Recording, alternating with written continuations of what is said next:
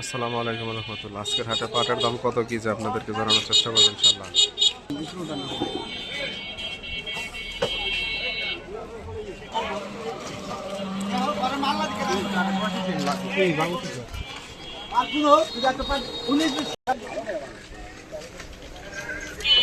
ভিডিওটা ভালো লাগলে অবশ্যই সাবস্ক্রাইব করে পাশে থাকবেন। ধন্যবাদ ভাই। আজকে পাটের দাম কত গেছে? পাটের দাম 4100 4150। আর মেস্তা ম্যাচটা এখন ওঠে না, ম্যাচটা পাটি বেশি না?